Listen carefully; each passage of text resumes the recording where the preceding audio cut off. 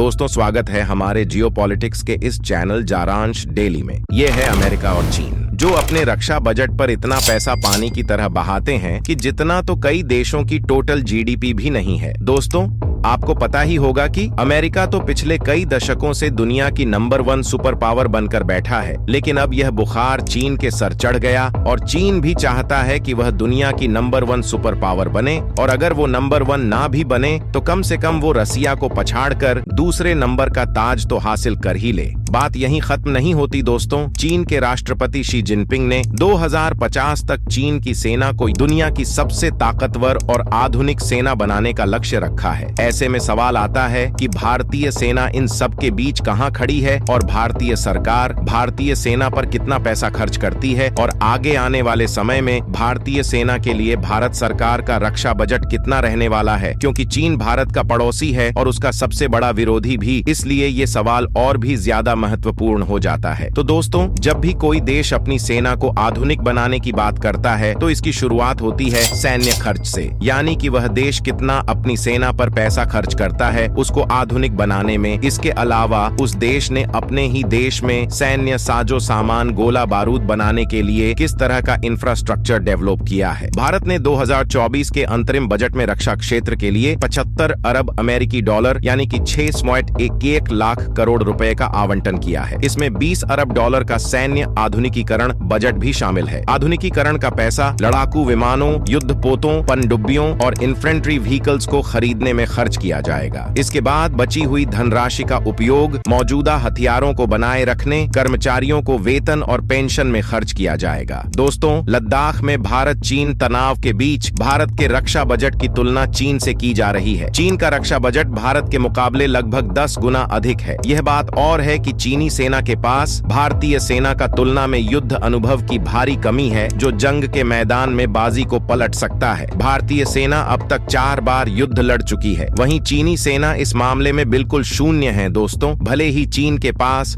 भारतीय सेना से ज्यादा हथियार हो, लेकिन भारतीय सेना के पास चीनी सेना के मुकाबले युद्ध का अनुभव कहीं ज्यादा है, जो उसे अजय बनता है। और चीन भी ये बात अच्छे से जानता है कि उसका सबसे बड़ा प्रतिद्वंदी अमेरिका नहीं बल्कि उसका पड़ोसी देश भारत है। वहीं अमेरिकी थिंक टैंक हेरिटेज फाउंडेशन ने सितंबर 2023 के अपने अध्ययन में आकलन किया था कि 75 अरब अमेरिकी डॉलर का भारतीय सैन्य बजट चीन के 700 बिलियन अमेरिकी डॉलर के अनौपचारिक खर्च से 10 गुना कम है। वहीं अमेरिका अपनी सेना पर 800 बिलियन अमेरिकी डॉलर से अधिक खर्च करता है, और चीन भी अमेरिका की बराबरी करने के लिए उसके नक्शे कदम पर चल रहा है। दोस्तों, भारतीय रक्षा मंत्रालय के अनुसार 1 फरवरी को वित्त मंत्री निर्मला सीतारमण द्वारा प्रस्तुत बजट आवंटन वर्तमान भू राजनीतिक परिदृश्य को पूरा करेगा और आत्मनिर्भरता और हथियार निर्यात को बढ़ावा देने के दोहरे उद्देश्यों को पूरा करेगा, जिससे भारत मेक इन इंडिया अभियान के तहत